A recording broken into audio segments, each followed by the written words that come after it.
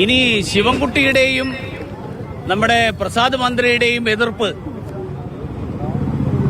കൊടിയോടാണ് എങ്കിൽ, ഭാരതീയമ്പയുടെ അല്ല എങ്കിൽ, ഒരു സ്ത്രീ ഈ ചിത്രം പിടിച്ച് നിൽക്കുന്നു എന്നാണ് പറഞ്ഞത്. ഒരു സ്ത്രീയുടെ ചിത്രം, ഞങ്ങൾക്ക് പരിചയമില്ലാത്ത ഒരു സ്ത്രീയുടെ ചിത്രം ഉണ്ട് എന്നാണ്. അപ്പൊ അതുകൊണ്ട് കൊടിയുടെ നിറമല്ല അവരുടെ തർക്കത്തിന്റെ അടിസ്ഥാനം. അവരുടെ തർക്കത്തിന്റെ അടിസ്ഥാനം അവിടെ ഭാരതാംബ എന്നുള്ള സങ്കല്പത്തോടാണ്. ഒന്ന്. രണ്ടാമത്തെ കാര്യം, ഈ പറയുന്ന ആളുകള് ഭരണഘടനയോട് ഇവരുടെ കൂറും പ്രതിബദ്ധതയും എത്രയുണ്ട് എന്നറിയണമെങ്കിൽ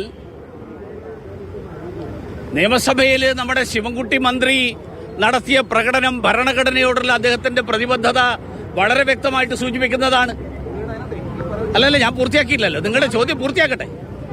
അതായത് ശിവൻകുട്ടി മന്ത്രി ഭരണഘടനയാണ് ഉയർത്തിപ്പിടിച്ചത്, ഭരണഘടനയോട് അദ്ദേഹത്തിന്റെ പ്രതിബദ്ധതയാണ് പറഞ്ഞത്. നിയമസഭയിൽ ഡെസ്കിന്റെ മുകളിൽ കയറി നടക്കുക, അത് കഴിഞ്ഞിട്ട് അധ്യക്ഷന്റെ വേദിയിലെത്തി മൈക്ക് ബലം പ്രയോഗിച്ച് പിഴുതെടുത്ത് വലിച്ചെറിയുക,